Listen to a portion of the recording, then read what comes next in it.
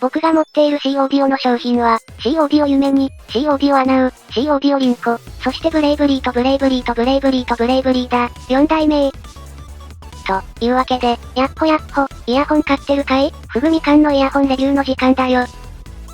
今回紹介するのは、C オーディオの新商品、ブレイブリー RB だ。またブレイブリー出したんかお前、と思うかもしれない。またなんだ。すまない。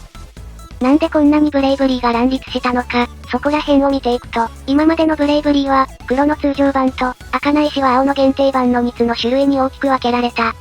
黒の通常版は、日本国内でも人気になった、最初のブレイブリーで、他の限定バージョンと形状が異なる。大型のシェル、音導管、4台の BA を配置された、高解像感と滑らかな音色のつながり、そしてメリハリを実現した 4BA イヤホンで、さらに HAKUGEI のケーブルと、セドナセラステックイヤーピースが付属して、お値段は3万円台程度で購入できるとあって、比較的現実的な、フル BA 機のゴールに値する1台として、市場で存在感を放つことになる。日本では視聴器が利用できたこともあり、知名度が跳ね上がった。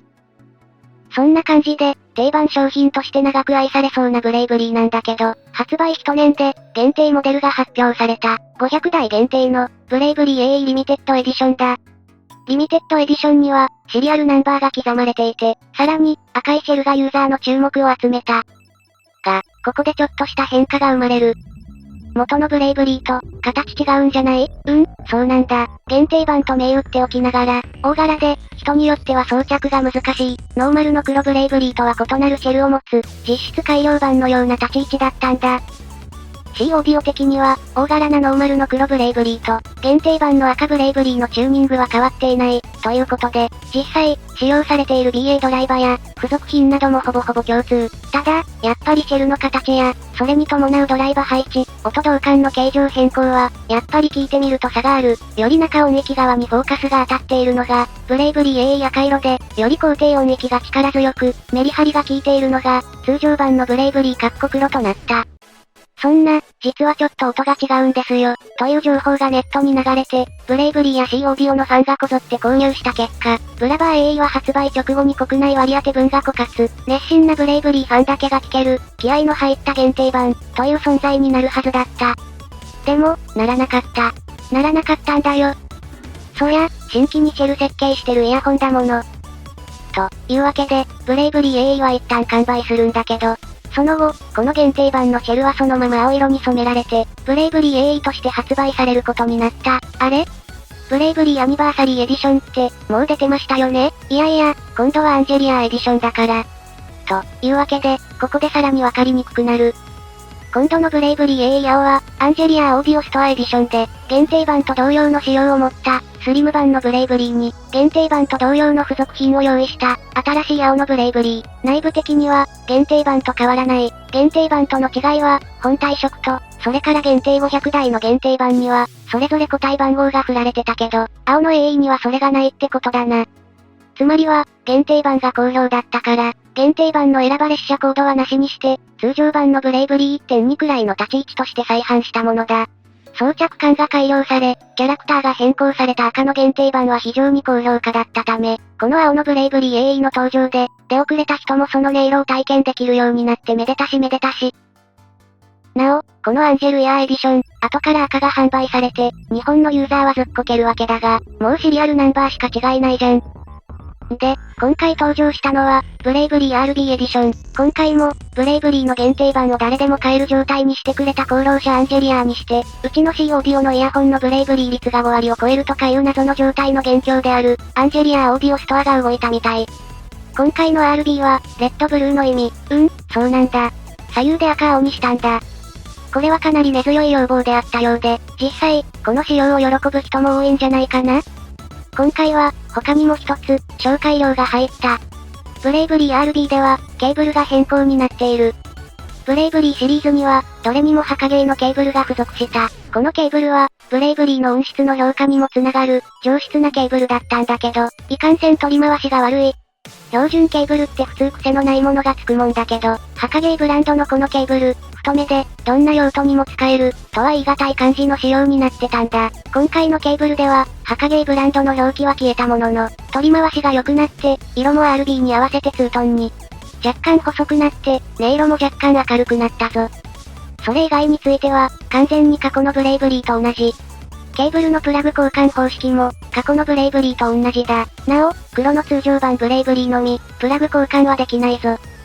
装着感は良好、音色もすでに何度もレビューされ、安心感のあるブレイブリー。ケーブルが紹介料された今回を機に、何度も発売されるほど好評なブレイブリーシリーズに手を出してみるのも良いかもしれないな。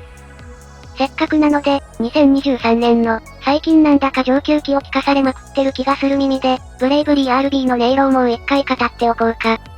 ブレイブリーシリーズは、若干の感触傾向。感触系の 4BA 機としては、力強いベースからサブベース、美しい金属音、そして、歪みのないボーカルと、高音域、中音域、低音域全体にしっかり整った音が出て、なおかつ、それらのつながりが滑らか、という、4BA 機の定番機、と言っていい出来のイヤホンだ。この音色を C オーディオっぽい音色、と想像してる人も多いかも。なお、さらに中高音域あたりのエッジが引き立った。ブレイブリーより BA ドライバが1台少ない、アナウというモデルも先に発売されてたりする。ブレイブリー RB では、さっきも言った通り、初代ブレイブリーから外装の見直しが行われ、同じ音のはずなんだけど、特にサブベース帯の量感に差を感じられる。どちらが良いかは好みなんだけど、両方持ってる人の意見は基本的に割れてるな。僕は黒派だけど、赤、青派の意見も納得できるものなので、正直、あとは装着感や見た目で選んじゃうのが良いと思う。ブレイブリーは、BA ドライバらしい、高質な高音域をしっかりと表現できる。ここら辺に音が重なっても、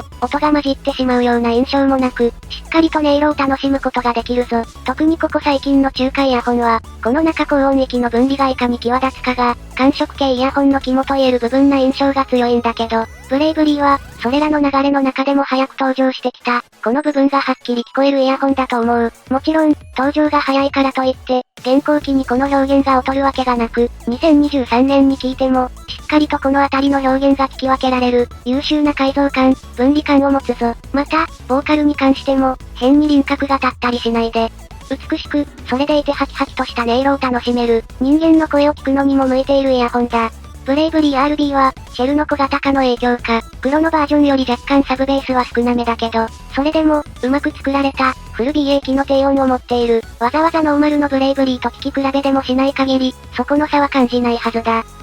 そして、ブレイブリーの魅力のもう一点が、空間の広がりにある、密閉感が高く、本来なら天井でも感じそうなイヤホンなんだけど、その空間表現は自然かつ、中高音域の明瞭さと同じくらい、はっきりと演奏者の立ち位置を意識できる、広くて反響しない空間で聴いている感じ、野外か何かかと思うような、でたらめな広さではないものの、しっかりとした広めの空間を感じられる、その点でも臨場感を感じさせるイヤホンだ。ブレイブリーはおすすめか ?4 回目のレビューでも、やっぱり安心して言える、おすすめだ。RB エディションは、限定版や AE エディションからケーブルを変更したもの、という立ち位置で、決して、本体のチューニングが変わったものではない、という点だけ注意しよう。ブレイブリーは4台持っても基本的には同じだから、色違いが欲しいとかそういうぶっ飛んだ理由ではない限り、今のブレイブリーを大事にしてあげてくれ。すでにブレイブリーのオーナーならば、黒のブレイブリーを持っていて、装着感に不満がある人のみ、購入を検討するべきだろうな。でもやっぱブレイブリーいいんだよな。そうそう、RB エディションの独自要素として、今回のパッケージイラストのマウスパッドがついてくる。もったいなくて全く使えないけどな。と、こんなところだな。ブレイブリーは何回こすってもいい。なぜなら何回でも発売されるからだ。基本的には、初期バージョンのブレイブリーと、色付きを1台持っておけば、他のものは違いがないので、安心して予算を新しいリンコとかに配分してくれ。といったところで今回はここまで。